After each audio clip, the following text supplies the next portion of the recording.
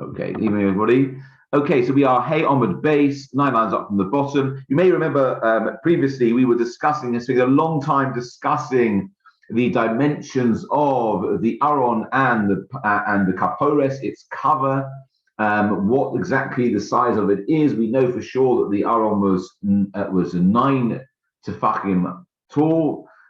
We assumed that, or we tried to derive from many different sources, that the Kapores, the cover, the lid, so to speak, was 1 tefach thick or high, which would give us a total of 10 tefachim, which we were going to use to say that is, we know that Hashem doesn't descend any lower than 10 tefachim into the human domain, and therefore, and the human realm domain ends at 10 tefachim. We could derive that to say the mechitzas, that the internal airspace, the walls and the internal airspace of a sukkah should be a minimum of 10 tefachim, because anything less than that, it doesn't have the shem mechitza, it doesn't have the name, it doesn't have the status of a wall, and therefore it wouldn't be a sufficient size for a sukkah. We then had a bit of an issue because we said, well, okay, that's all well if you're using a certain measurement for tefachim, 6 tefachim for armor, etc., etc. And what happens if it's 5? That would end up there being basically the height of the Aron and the Kapores would be 8.5 tefachim. That would mean that the gap between the top of the roof of the Mishkan and would be, which is instead of 20 amas, there would be an 11.5 gap, and that would be more than we already said. So we were a bit stuck. So the Gemara ends off by saying, no, we don't derive it from Pesukim, we don't derive it from any of these other articles. Ella, says the Gemara, Ella Rabbi Yehuda, or rather according to Rabbi Yehuda, who says Hilchasa Gemirila. No, we learn it. Hilchasa means it is a halacha l'Moshe Sinai, meaning this requirement of 10 tefachim is something that Moshe Rabbeinu was taught by Hashem himself and transmitted orally to us. There's no other source of it. Says the Gemara, how do we know that? To Amar Rabbi Chia Ba'ashi Amarav. So Rabbi Chia Ba'ashi said the name of Rav. Shiurin Chatzitzin and Mechitzin Halacha l'Moshe Sinai. 3 things. Shiurim, measurements of different things. And we'll see shiurim of Issa, things which are forbidden to us. If you look at Rashi, shiurim, it's Rashi, if you look on the left-hand side of the page, in the wide lines, it is 2, 4, 6 lines up from the bottom. Evening, Paul. Says Rashi, shiurim, what are these shiurim, these measurements? Shel isurim, of measurements of things which are forbidden. Now again, a general principle is, we know, chatzi shir osam in Torah, that even the smallest, doing the smallest amount of something, or eating the smallest amount of something forbidden, is forbidden, al pi Torah. However, as with everything, there's a minimum amount, a minimum shiur, at which point the prohibition kicks in, where you'd be culpable for punishment. Yeah. So although it's any amount is forbidden, there has to be a minimum amount at which you be liable for punishment. That is the shiurim that we're talking about. So shiurim, sells Rashi shel isurim, of forbidden things, could go. Is that like meat and milk? Yeah. You know, like, exactly. Like 60th of that, like that example. Yeah, exactly. Like, for example, you can't in the first instance put even a drop of milk into some meat. However, it wouldn't necessarily render it treif unless there's a certain ratio to volume, right? So doing it, like we say, you can't start off by trying to do that, but if it happens after the event, but simply because Rashi gives some other examples. So shiurim shel isurim, so the measurements of certain big things which are forbidden, could go on kazayas the cholachilas issa. For example, we know that you cannot eat a kazayas, an olive volume of forbidden food. And another thing, we've got another measurement when it comes to eating on Yom Kippur. Again, you can't eat anything on Yom Kippur, but at what point will it be over the Aveira, the current, a very serious Aveira of eating on Yom Kippur? Only if you were to eat a figs amount or date amount of, a large date of size of food. So we see this, everything has its shiur. So says the Gemara, so shiur, that's the first thing. Chatzitzim, stay in Rashi. The second thing that we learn, Halacha Moshe Sinai, is chatzitzim. What are chatzitzim? Things which, a chatzitza is something which gets in the way. Says Rashi, shechatzitza poseles b'tevila, particularly relevant in relation to tevila, to immersing in a mikveh. So there are two things: tevilas kelim and tevilas gufim. So tevilas kelim, when we immerse a utensil into a mikveh before its first use, it has to be free of any chatzitzim. So, for example, often you find they have labels on them. Yeah, those labels will be considered a chatzitza, and it's a position, a separation between the water of the mikveh and the keli and the utensil you're immersed. The water can't get behind it. Therefore, the tevilah would be invalid. The immersion is invalid because it hasn't touched all of the utensil. Similarly, when it comes to going into a mikveh, we're talking about particularly for women here, certain things which are attached to the body. Let's say, for example, a woman has a plaster on her. That will, again, the water it's chotze, it's between her skin and the water, and the water has to penetrate. So therefore, it can be considered a chatzitza. So that what is the amount that's considered to be a chatzitza? Says the Gemara, as we've just learned, that is halacha Moshe Sinai. It was transmitted to Moshe Rabbeinu halacha Sinai. Yeah, and the third thing is mechitzin, walls. Hilchos mechitzas, says Rashi, the laws of mechitzas, what is considered to be a wall. Okay, so Rabbi, remind me, Rabbi. So to interrupt, Rabbi, remind me. So halacha Moshe Sinai. Surely everything's halacha Moshe Sinai. I don't quite understand. Is it because they don't know, but they got a clue somewhere that there's kind of missing pieces of the jigsaw that they don't know? And is that because? I mean, it can't be because things weren't passed down. They didn't learn it or something. It's a good question. I think the general idea is this: when we say something halacha Moshe Sinai, we mean as opposed to something being written explicitly in the Torah. So, for example, the Torah tells us, you mustn't create fire in any of your dwelling places on Shabbos. Yeah, that is an explicit negative prohibition in the Torah. You meant Torah Shebechtav or Torah Shebal Peh? Torah Shebechtav. It's written in the Torah. Okay. You mustn't create fire in your homes. That's written in the Torah, in the Chumash. Yeah. So if you want to know how do we know it's forbidden to create fire on Shabbos? There's the pasuk, quite clearly, black and white, in the Torah itself. Yeah. Okay. But what? Let's say, for example, let's take the idea of a shiur. How do we know that you're forbidden to eat a kazayis of basar v'chalad, of meat and milk? How do we know that? Does the Torah say so? No, not explicitly. The Torah says it's just a lot of shalgadi b'chalev. Right, don't cook it, right? Yeah. That doesn't mean it says anything. It says 3 times, and therefore we derive from that 3 different things: don't cook it, don't eat it, don't benefit from a mixture. Yeah. But we don't know exactly the quantity because that's not said explicitly in the Torah itself, not written explicitly.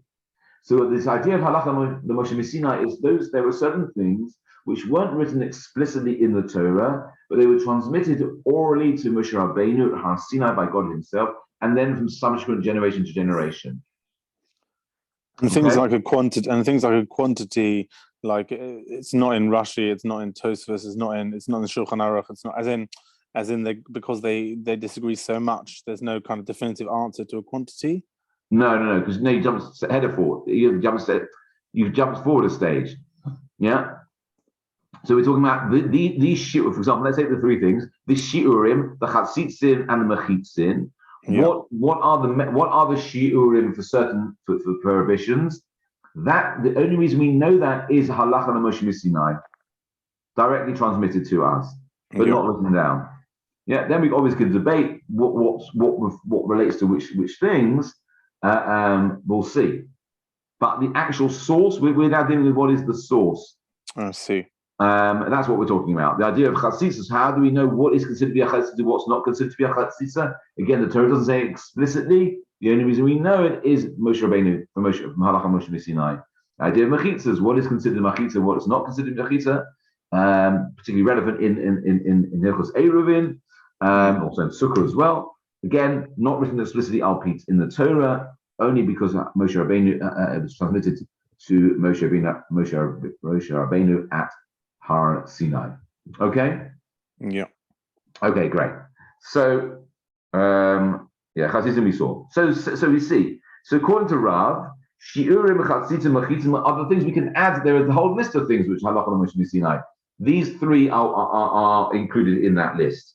Okay? So the whole exercise we went through on the previous stuff about trying to work out what is the minimum airspace inside a sukkah, trying to derive it from the sukkim in relation to the Aron and the Kapores, and we would actually say that was almost a futile exercise, because the truth is the concept of shiurim, of chatzitzin and mechitzas, and the idea particularly relevant for sukkah, the idea of mechitza, what is considered to be a wall, that is halacha Moshe Messina. The only reason we know that the sukkah wall should be 10 tefachim is because the Kodesh Baruch Hu, God taught it to Moshe Rabbeinu at Har Sinai, and he transmitted it to us. We have no pesukim, we can't learn it from any pesukim. You can search the whole of the Torah, you will not find anywhere in the Torah that teaches us this halacha.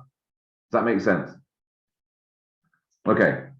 Says the Gemara, having made that very bold statement, says the Gemara, okay, let's start off with the first statement. Shiurim. So you say, we only know what the shiurim are for certain things based on halacha Moshe Sinai. Says the Gemara, asks the Gemara, almost a rhetorical question, shiurim d'oraisa ninhu, are not shiurim actually in the Torah itself? Do we not actually find measurements in the Torah? What are you saying? It's halacha Moshe Sinai. We can find a source in the Torah Kasav, in the written Torah, of certain shiurim. Tichsib, because the posuk, the well-known posuk to us in Devarim that tells us, Eretz chitza u'se'ura v'gefbenu te'ena v'rimoy. The land of Israel is a land of wheat and of barley and of the vine and of the fig and of the pomegranate. Eretz zeit shemen dvash, a land of olive oil and dvash honey. We date honey. Yeah? Having said that, so very nice. Shivcha shel Eretz Yisrael. We know this pasuk is praising the land of Israel for its beautiful fruits. However, says the Gemara, 4 lines up from the bottom, Va'amar Rav Chanin. Rav Chanin says, Kol pasuk hazeh l'shiurim nema. Why was this pasuk taught in the Torah? In order that we can learn the shiurim measurements. Each of these different species in the pasuk is actually a different shear, is a different measurement of something. So we see shiurim are not halacha Moshe Sinai, they're written in the Torah. Look at Rashi, I think. Yeah, 4 lines up from the bottom of Rashi on the left-hand side, middle of the line, the shiurim ne'emar. This pasuk was said in order to teach us the shiurim. Ha-pasuk medaber b'shivcho shel Eretz Yisrael. This pasuk speaks about the praise of the land of Israel, meaning it is a land of really beautiful different species.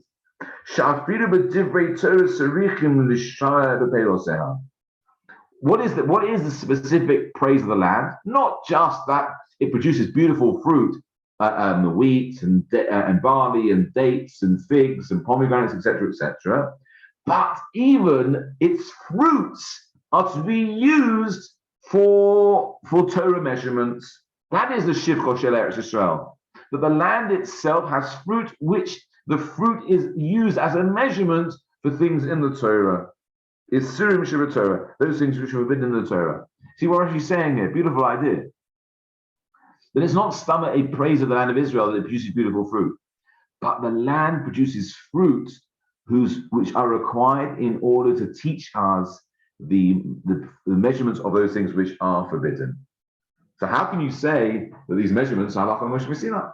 We see quite clearly, according to Rabbi Chanin, that the whole purpose of this pasuk is in order to teach us these shiurim.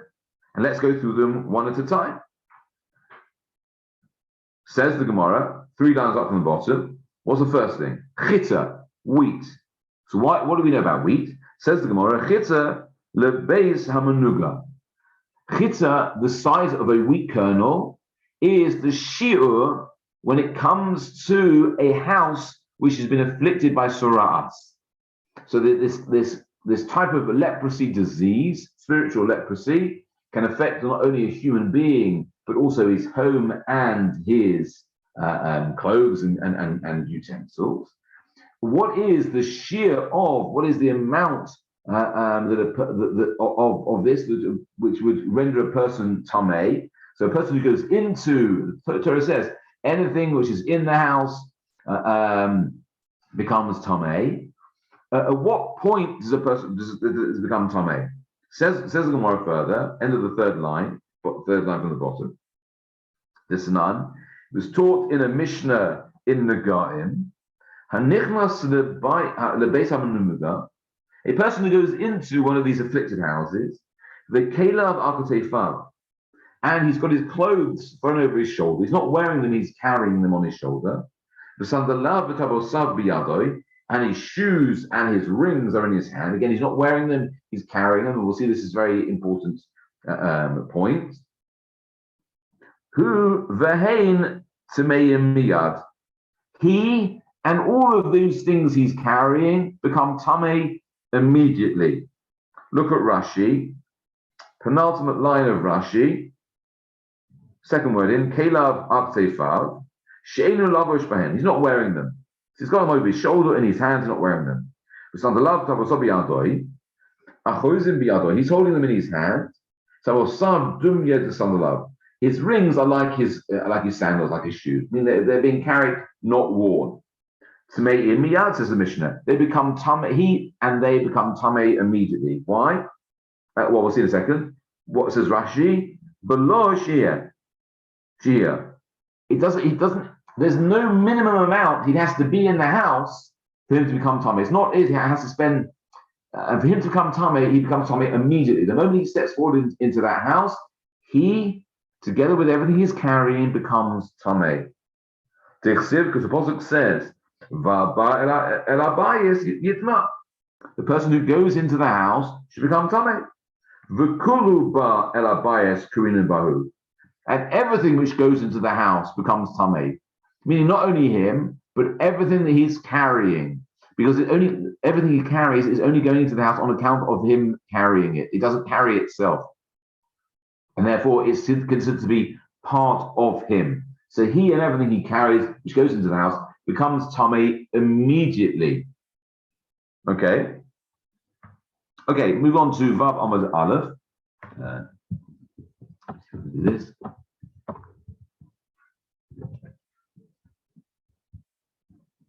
Just change here. 6a. Can you see that? Has it changed? Excellent. Okay,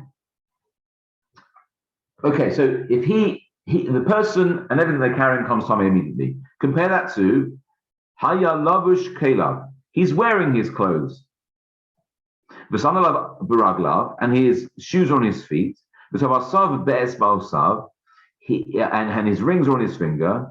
Hu tamei miyad. He still becomes tamei immediately he goes into the house. V'hein tehurim, whereas his shoes, his rings, and his clothes remain tahor ad sheyishayeh b'gadei achilas pras, until they have been in the house the time it takes to eat half a loaf of bread. Okay, look at Rashi, top right-hand corner. He's wearing his clothes. Now they're called his clothes. That's almost, although it sounds like it didn't get counterintuitive because actually he's wearing them now. In contrast to when he's carrying them, they are now considered to be almost separate to him. There's him and his clothes. So who says, right, to carry on in Rashi, who tamei miyad, he becomes tamei immediately. As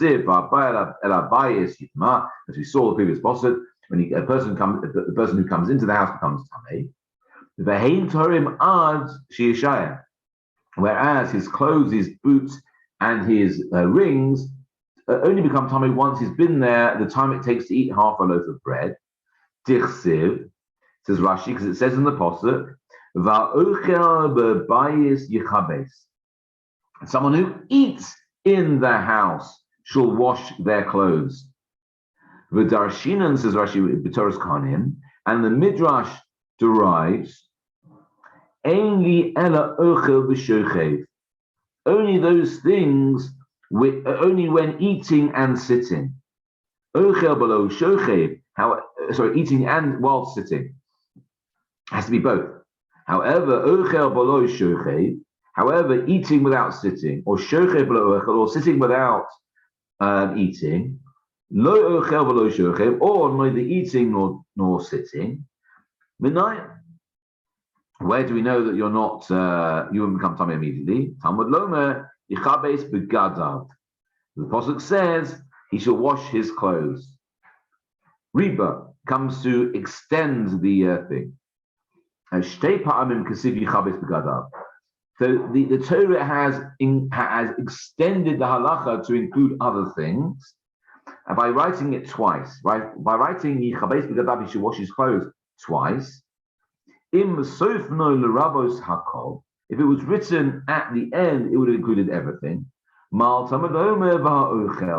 does it therefore need to tell us va'ochel, and the one who eats? It says Gemara, litan shir l'shochev kadei achila shein tu'un kibus begadim. To give us the share for sitting in order to eat, which doesn't require laundering one's clothes. Which is ad sheyishaya kadei achila, until he would remain there the time it would take to eat. V'gufa tamei miyad, wherever his body becomes tamei immediately.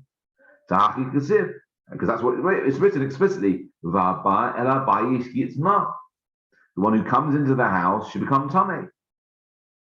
V'lo kasiv kibus begadim v'ochel b'bayis. It doesn't talk about washing clothes and eating in the house. Which requires it to be which implies there to be a delay of the time it takes to eat. Yichabes begadav. Yeah? The fact it says the one who comes down and one who eats Yichabes begadav means the only time when you need to wash your clothes, meaning because they now become tamei, is if you've eaten there. Meaning not necessarily strictly you've eaten there, but mean you spent the time in there that it would have taken to eat. Okay? So having established that kalim, that a person's clothes and things which are attached to him, don't become tamei immediately, only after he's been in there a certain amount of time, we now need to know how long that amount of time is. So how long is the amount of time? Because deyaki, that's plus, we say, third line back in the Gemara, that is the amount of time it takes to eat half a loaf of bread. Look at Rashi. Achilas pras, parallel with about the fifth line of the Gemara. Chatzi kikar shiura chachamim osu lemazon shtei sudos. So one loaf of bread is considered to be enough for 2 meals. Half a loaf is enough for one loaf. Le'eruv, to join together for an eruv. To snan be'eruvin chatzi lebayit hamenuga. Yeah, half a loaf for the house, an afflicted house. Okay, so having said that the quantity of time taken that you need to spend in the house is the amount of time it takes to eat half a loaf of bread. Gemara, well, hold on a second. What type of bread are we talking about? Says the Gemara, look at the end of the third line. Pas chitin v'lo pas se'orin. We're talking about bread made out of wheat and not bread made out of barley. What's the difference? Rashi tells us, pas chitin, bread made out of flour, of wheat flour.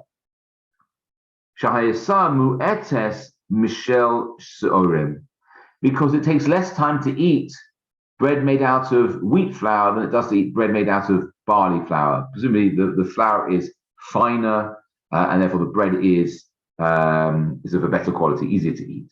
Okay, so we see that chita, the first word in our posuk, eretz chita, acts as a measurement for us. So the measurement isn't halacha Moshe Sinai, it's al pi Torah. Al pi Torah sheb'kusab. The Torah wrote the word chitza, wheat, in order that we can learn from it that the time it would take to eat half a loaf of bread made out of wheat flour, that's the time it would take for you to become for your clothing to become tamei in an afflicted house.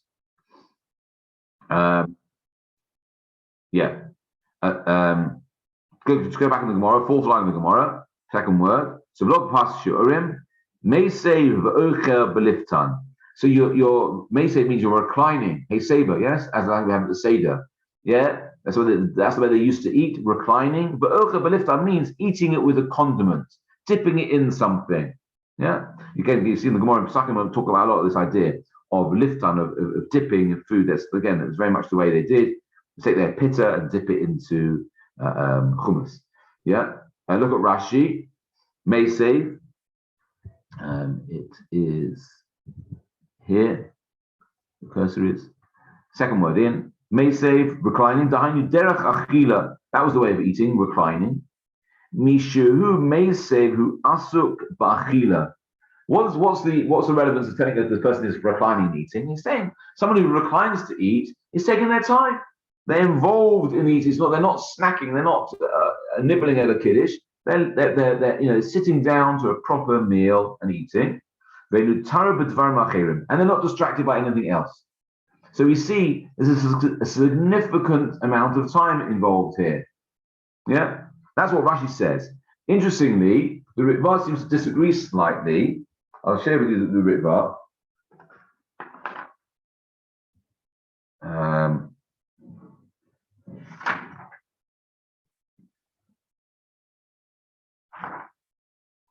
Where are we?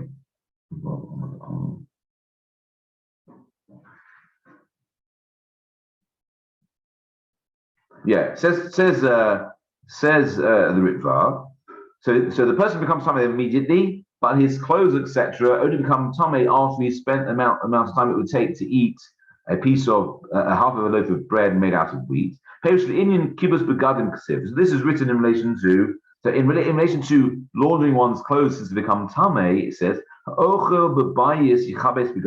someone who eats in their house should wash their clothes. It's not literally talking about eating. It's not only if you're eating will your clothes become tamei. No. It's talking about it also means the person who's sitting as well. Even not eating, like we saw. And a rather the Pasuk is coming to teach us that there is a certain measure which up to which point you wouldn't need a certain amount. You could remain in the house until the point where you need to wash your clothes.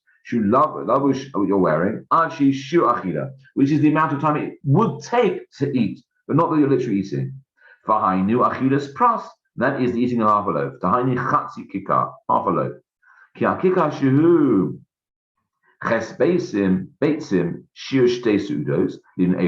we know, when it comes to making an eruv, which involves food, a loaf is made up of 8 egg volumes worth of flour, which is considered to be 2 meals worth. Therefore, half a loaf, is called achilas pras, eating a piece. Dalad beitsim, which is 4 eggs volumes worth, achilas achas, that's 1 meal. However, so this is where Ritva and Rashi seem to differ. Paschitzim v'lo pas'orim. So his Gemara said that the Torah is telling us chitza, wheat, and not barley. The person reclines and eats it with a dip. Perush kula. This, says Ritva, is actually a leniency, telling us that he's reclining to eat it together with a dip actually results in the shear being a leniency. Why? Because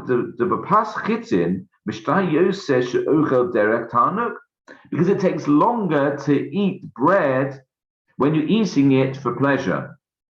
And that's when you're reclining. So it's different when you're eating on the run as you are to sitting down to a suda.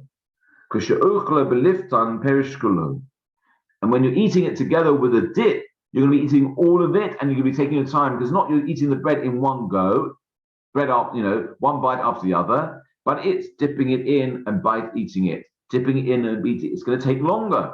So the shear is going to be a longer shear. Compared to somebody who doesn't eat it with a dip.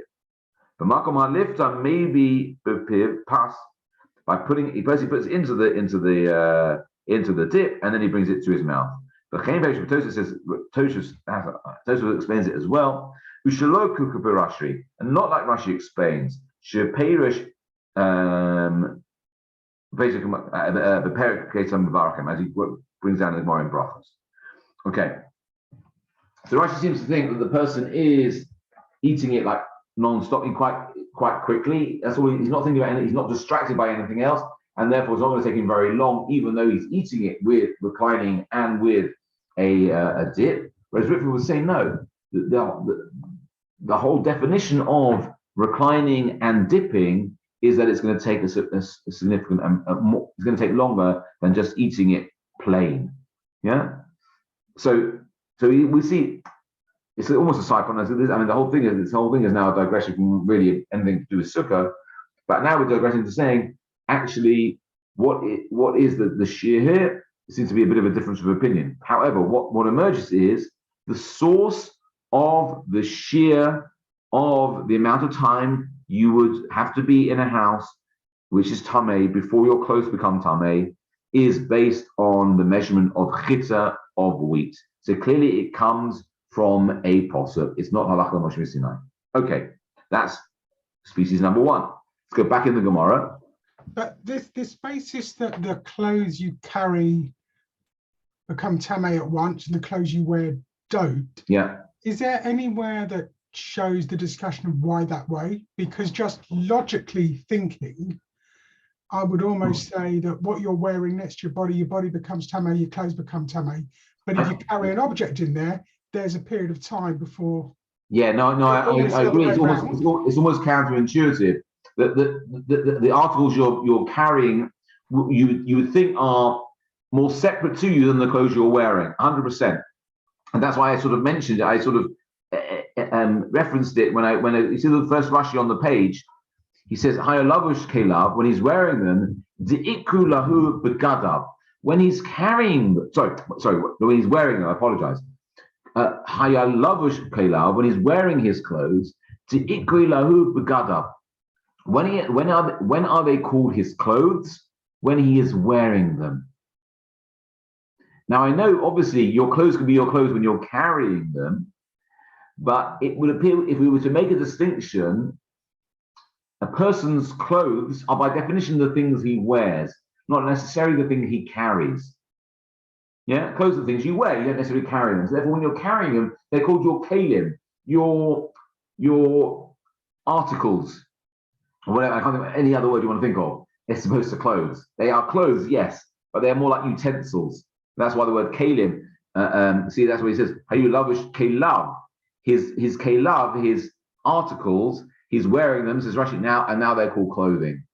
And since the Torah says Yichabes begadav, he shall wash his clothes, it makes more sense to understand that meaning the clothes he's wearing and not the clothes he's carrying. We made a distinction.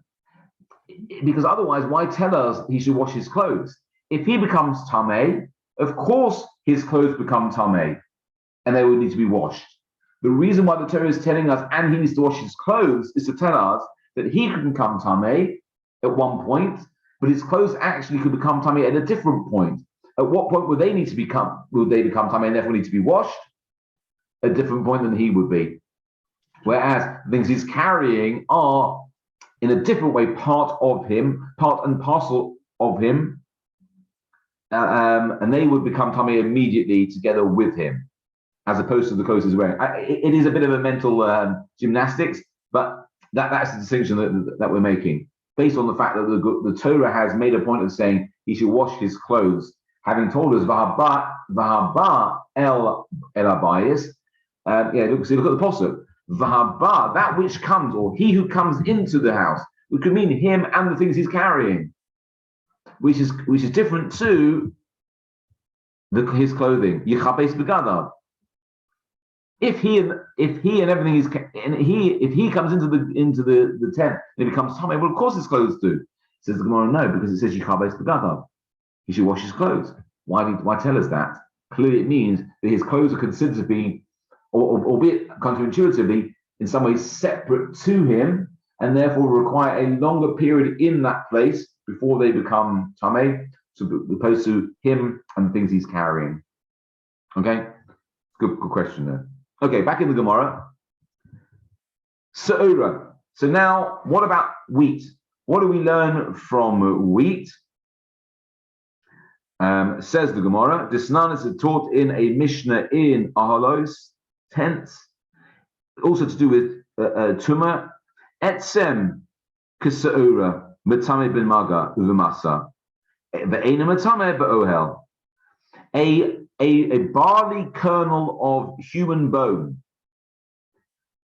makes a person tamei when they touch it and when they carry it, but not if it's just in the same tent as them.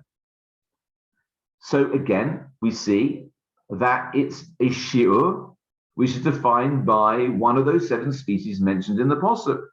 Look at Rashi.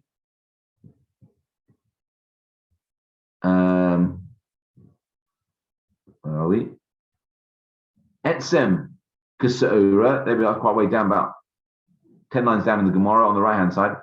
Last word on the line. Etzem Kasa'ura. So a bone the size of a barley kernel, minames, from a dead body, from a corpse. Eina matame ba'ohel, says Rashi. It's not sufficient enough to make anyone in the tent tamei, only someone who's touched it or carried it. Keshira zeh adshe shidra or galgules shlema or rav minyan evarav adam. The only time you become tamei when there is a corpse in a tent, in the same tent as it, is if the minimum has to be the spine of the corpse, or its complete skull, or the majority of its limbs. So we know there are 248 limbs of the human body, so 125. If there are 125 limbs of a human body in a tent, that would make anybody in the tent tamei. Less than that, you wouldn't. Yeah? So, and the only way you'd be tamei is by touching or by carrying a minimum of a barley kernel of tumah. Okay, that's quite straightforward. Next one is back in the Gemara, Geffen, middle of the line. Geffen, vine, Kadei revius yain and nazir. So we know a nazir, a person who's taken on a vow of Nazirus, the Torah says, Yain v'sheichal al teish, they shouldn't drink wine or any strong drinks, or anything, any byproducts of the vine. So the leaves, the stalks, the pips, the skin of grapes. What is the shear? Geffen kadei revius yain the nazir. So there's a lot of debate about this actually. So it doesn't say yayin. It says geffen, the Apostle says, the vine. It doesn't say anavim, doesn't say grapes, it says the vine. So are we talking about the size of a grape? No, clearly not. Are we talking about wine? Look at what Rashi says. Very interesting. It's a long Rashi. Look at it. Don't we say borei piragafen? Yeah. So we don't say the bracha on the yain itself. We say the bracha on the geffen. So, but they must be interchangeable, surely. True, it's a good point, and I think that we praise Eretz Yisrael because of the geffen, not just because of the wine. It's something about the vine itself. On the grapevine, that's where they used to talk. On the grapevine, yeah, and also people use vine leaves, don't they, to make polishers? Yeah, or vineyards. Yeah, if you look at Israel itself, is famous for vineyards and creating that stuff. Right, sure. So it's not just the wine; it's the vine as well. Yeah. Look at Rashi. Kadei revius yayin. So revius is a quarter of a lug of wine. So again, a nazir isn't permitted to drink wine or any of those other products related to the vine. How much would he have to drink or eat? That would take him over the Torah prohibition where he would have broken his Nazirus. So Nazir isn't allowed to own a vineyard. Own it, he is, yeah. Own it, but what kind of connection? What can't touch it? No, he mustn't drink or eat. Okay, but he can touch it still. Yeah, or like, okay, fine. Yeah, it doesn't become tummy. No. Let's look at Rashi. Says Rashi, Kedei Revius Yayin. So Nazir is forbidden for anything from the vine, the amount of a quarter of a lug of wine. Says Rashi, B'shar Isuri Nazir. We're talking about here the other prohibitions of a Nazir. The Ikalaman Da'ama B'Maseches Nazir, according to the one opinion that says in the Gemara in Nazir, the Charsanim V'lulavin Va'alav, that should be, Va'alav Mistarfin Shi'ur Revius Yayin. So there's an opinion in the Gemara in Nazir that grape seeds, the stalks, the leaves, all joined together. I mean, it doesn't have to be one product of the vine. It could be all of these different products of the vine could come together to make up this quarter lug of wine, which is forbidden.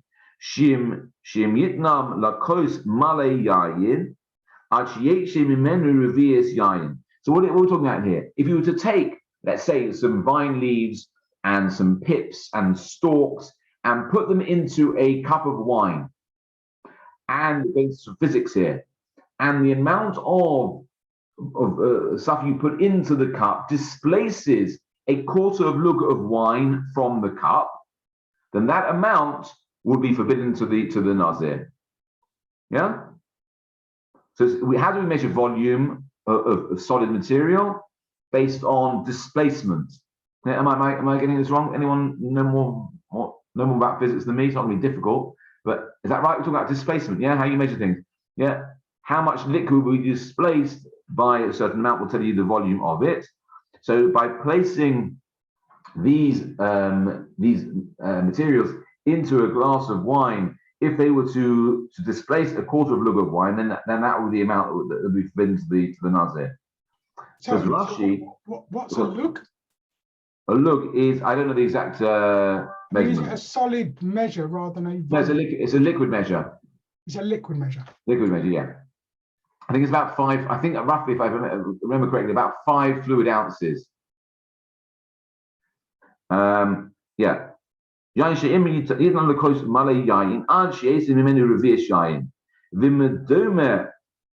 very interesting, says Rashi. It's a bit of a physics lesson from Rashi here. He said you can't compare displacement using wine compared to displacement using water. Why? Because wine is thicker, or again, they use the word more viscose. Is that right? It's more viscous. And it's not so quick to be displaced. But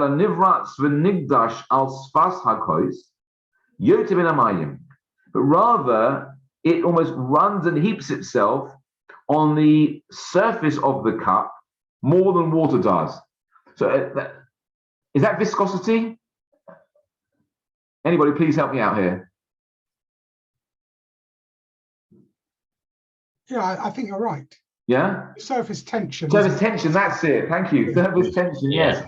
Yes. So say if you put wine in a cup, it sort of inverts upwards, whereas the other way around, the water sort of sinks, as it were. Right. So because of its viscosity, it creates this surface tension. Sort of dome effect, yeah. Right. And you remember things, wasn't it? We can break that surface tension using like fairy liquid. You also just put it in and break the surface tension. Yeah, something to do with the molecule. Anyway, so interestingly, Rashi is telling us that the amount of it would take more or less. It's going to take more wine to be displaced than it would take water. No, it's the other way around. 1 second. Less wine is going to be displaced than water, because the water will be displaced more easily than the wine. So it's going to be a smaller shear. So we see, interestingly, again, it's the geffen, it's the vine, which is providing us with the shear for the amount of vine product which is forbidden to the Kohen, sorry, not the Kohen, for the Nazir, who would take him over the prohibition of eating any of these things. Yeah. There's also a very long discussion, and we haven't got time to go now. The Ritva, also Tosfos. You see the very long Tosfos on the left-hand side here, takes up almost half of the side, which talks about making a connection between drinking and eating. That since it puts it in the language of Geffen, again using the word vine and not using the word wine, that we're not sure how much wine he would have to drink. Is it also a quarter of a lug of wine? If he was to drink, he'd also be prohibited. And according to Rabbi Kiva, I think we're saying, or Rabbi Yezer, Nazario says, yeah, look down here. Oh, I'm putting my finger, you won't be able to see it. Here. I mean, other Ben Nazario Omer, Eino Chayv Ad, Shishtaya Revius. Yeah, until he's drunk a revius. It's a similar idea. And they learn it out from the fact that the Torah doesn't talk about, so drinking, it talks about drinking and eating, and therefore we equate the two. Okay. Anyway, we still see that Geffen is another of a measure of a shear. Next thing in the Gemara, the next of the 7 species is, are we? Geffen did it, Yain, is it? Te'ena. Te'ena, fig. Yeah, says the Gemara, Te'ena, a fig. How does that give us a measure? Gegogeres, le'sas Shabbos. So again, gegogeres is like a dried fig. They used to have like these circular dried fig cakes. Yeah, so a dried fig or a large fig, says Rashi, yeah, shiur gegogeres le'sas Shabbos, shiur b'kol ha'ochlin. We know that according to the Torah, you cannot transfer something from one domain to another on Shabbos. Now, even the smallest amount is forbidden. Even taking the smallest feather from your house out into the street on Shabbos when there's no Eruv is forbidden. But at what point would you be liable for having transgressed the Torah prohibition and be liable to punishment?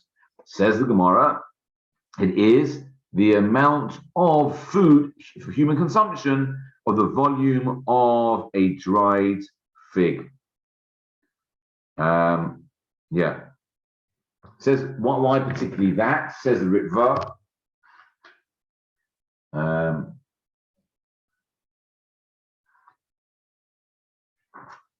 Says the Ritva.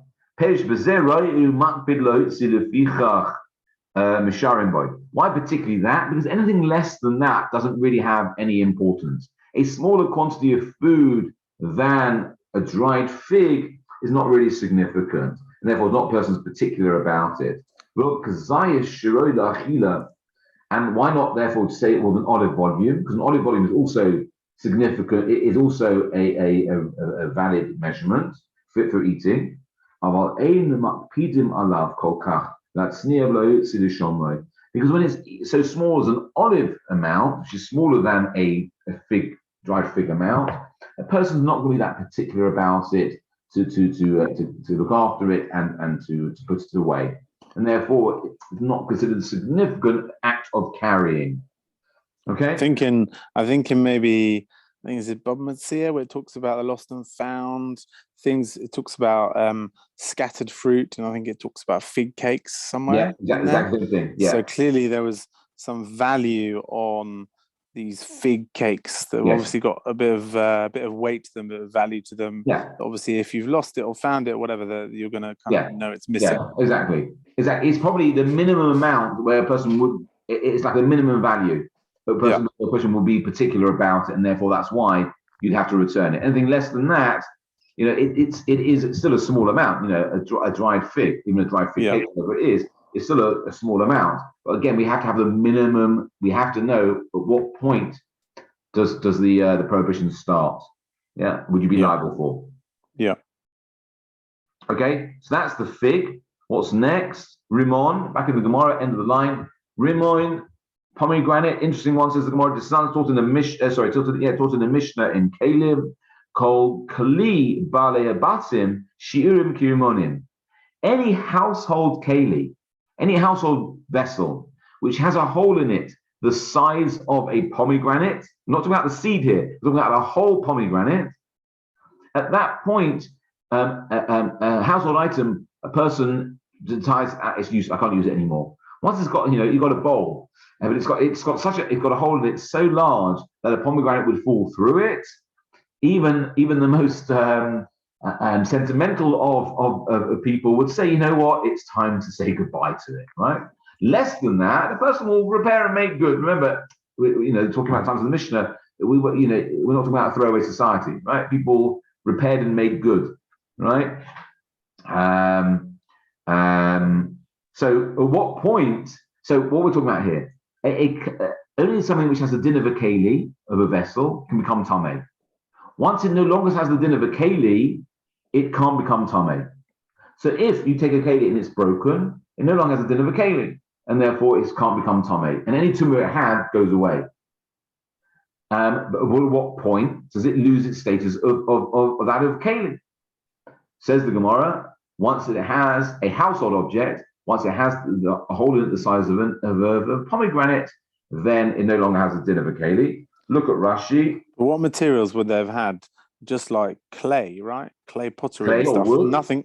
Wood. Wood. It's quite big. You're talking about quite a big hole here. Yeah, you are. You're right. In fact, that's why I think Rashi's here makes the point. I think it's Rashi, or maybe it's Tosfos. Let's have a look. Yeah, look at it's Tosfos. The first of the wide Tosfosim, about 4 lines down in the wide lines. Kol kli balei batim shirim kirimonim gabe kli eitz. We're teaching here about a wooden a bowl made out of a wooden bowl. It also goes about cheres as well, if made out of clay. That's pretty good for COP26, right? Good for environmental studies here. Right, we wouldn't throw it out unless it's completely unusable. Absolutely, which is excellent in this day and age. Definitely, it was my first thought. The Gemara is never out of date, Rabbi. Remember 100%. that. Oh, 100%. There you go. There's proof. Yeah, look at Rashi. The first of the wide lines of Rashi, called Kli Balei Batim Shu'urim V'Nikveihem. They've got holes in them. Kurimon. Until it's got a hole in it that a pomegranate would fall through. Shem Kli Alav. It's still called a Kli. So that's the status of a Kli. Umekabel Tumah, and therefore would be susceptible to impurity. Because a householder is particular about their utensils. They don't want to get rid of them that quickly. Because when it's got a hole in it the size of an olive, he will no longer use it for olives. It goes from becoming the olive bowl to becoming the pomegranate bowl. Aval kli uman she'omed lemeka tahor b'nekev kolshu. Now that's why the Mishnah made a point. It said household items. A householder will not get rid of it until it's got a hole of an olive in it. A pomegranate in it.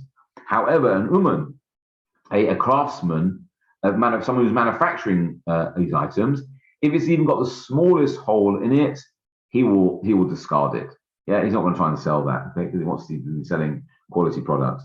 So see, the sheer changes based on a person's view of their possessions. So someone who has it in their house, they would keep it longer than the person who's manufacturing them, who would, for him, it'd be even the smallest hole, it'd be considered to be unusable, and therefore it would lose its tumor immediately. Okay. Surely a manufacturer would repair it. No? Well, why would a manufacturer? Because they'll know how to repair it. They'll be better at repairing it than someone who isn't. Yeah, presumably either it can't be repaired, or because if he's going to try and sell it, you can see it's been repaired. No one's going to buy it from him. Oh, I see the value. Okay. Yeah. Back in the Gemara, that was Rimoin. Yeah, and then we got the last part of the Posuk. Eret Zait Shemen, and we're not doing Devashes, we'll come on to Devash. Eret Zait Zemen, so a land of olive oil. Says the Gemara, Eretz Shekol Shireh Kazesim. Why is it called a land of olive oil? It's a land that all of its measurements are based on olives. Says the Gemara, Kol Shireh Sakadaita. Do you really mean all the measurements? We've just said, Ha'ikka Hanidamina. We've already said, we mentioned different measurements: wheat, barley, vine, date, figs, pomegranate. What do you mean? All the measurements are to do with a date, to do with an olive. Says the Gemara, Ela Ema Sharov Shireha Kazesim. Rather, what we mean is the majority of the measurements that we use in halacha are connected to an olive. Look at Rashi, fourth of the wide lines of Rashi, the end of the line. Rov Shiurim Kazesim, mace, for example, the amount of, if you were to touch a certain amount of dead flesh with a nevela and flesh from a dead animal, Issa Chelev and forbidden fat, V'dam, eating forbidden fat or eating forbidden blood or touching it, Upigol, V'noseh, V'tameh, V'gid Hanasheh. Similarly, when it comes to pigol and noseh, which are certain bits of sacrifices which are no longer valid, noseh means something which has been left over, the tameh, something which is becoming impure, the gid hanasheh, and the sciatic nerve. All of these measurements, the measurements of those, are all to do with the kazayas. We talk about kazayas a lot. Yeah, if you think about it, we're always talking about the kazayas of this and kazayas of that, right? Particularly with brachas, but also with isurim as well, things which are forbidden. So that's what the mission meant. That's what the Gemara meant. That the majority of measurements are based on the olive. Okay. No and eggs. The final one, No sorry? eggs. We always talk about volume of an egg, don't we? Yeah, true. But that is a bigger measure than olives. Yeah. Oh. The smallest measure is the apple. Oh, I see, the smallest one. Yeah. Okay. And eggs aren't mentioned in the posuk. Of course not. No, not in this one. No. And then finally, Dvash dates, says the Gemara, Teves Hagasa. We're talking about a large date, B'Yom Kippurim. Again, I think I referenced this at the beginning. We know that eating anything on Yom Kippur is forbidden, but at what point would you be over the Issachar of eating on Yom Kippur? Only if you were to eat the amount of a large date. Look at Rashi. Liyom Kippurim, Koteves Tamara, says Rashi, end of the line, a date, dried date. Liyom Kippurim on large date on Yom Kippur. Delokasiv Be'achila. It's interesting that the Torah doesn't say you mustn't eat on Yom Kippur.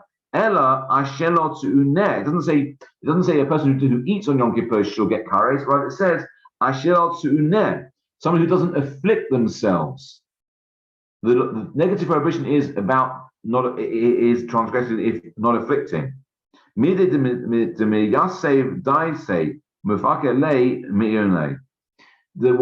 derive from this is that it's not, if it was about eating, then you'd be liable for eating a kazayas, a small olive amount, volume. But it's not about necessarily eating. It's about removing the affliction, and that takes more. The person who's been fasting, and you give them an olive volume of food, that's not going to relieve their suffering from fasting.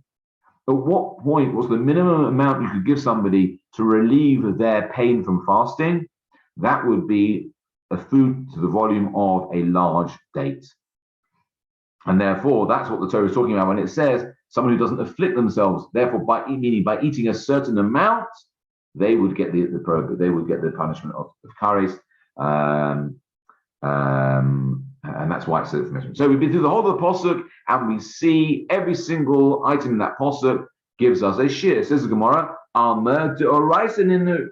So we see that in fact, shiurim measurements are based on the Torah. They're not halacha l'Moshe Sinai. We have clearly pasukim, a posuk here, which sets out a number of shiurim for us. So answers the Gemara, v'tispera shiurim mi kasivei. Do you really mean to hold on to the fact, to the claim that the actual measurements are written, meaning explicitly? Does the Torah actually say, look at Rashi, Ami kasivei, klum kasiv b'Torah? Nothing's written explicitly about these measurements in the Torah. It doesn't say etzem k'se'ura u'beisa manuga b'chitim. It doesn't say if you were to touch a barley kernel worth of bone, you become tamei. Or if you were to, if there was an amount of, you were to stay the amount of time in a house that's been tamei, the time it would take to eat bread made out of wheat. It doesn't say that. You've derived it. You've implied it from the posuk. It's not written explicitly. Says the Gemara, Ella hilchasa ninhu v'kra asmakta ba'almahu. Rather, all these measurements we have, halacha l'Moshe Sinai, they are an oral tradition, and this posuk is merely a support for it, but it's not the basis for it. And that is, again, a very important general principle we have in Gemara. We see this a lot. We know what the halacha is because we have a tradition. We have a Masorah. We have it either halacha Moshe Sinai or it's been taught from teacher to students. Often the Gemara will always say, where do we know it from? And it will quote a posuk. Now, sometimes that posuk is explicitly the source. Sometimes, in this case, we're saying this posuk we've got is very nice, but it's merely a support for halacha that we learn that Moshe Rabbeinu was taught at Har Sinai. Okay? Does that make sense? Okay, I have to leave it there, I'm afraid. Next time, Hashem, we're now going to go on to the second aspect of that mission, that brisa, which is chatzitzim. Again, we're going to see how do we drive chatzitzim? What is the measure of chatzitzim, of things which get in the way of tevilah? And then on to the third thing, how do we know the measurements of the chitzas of walls, partitions,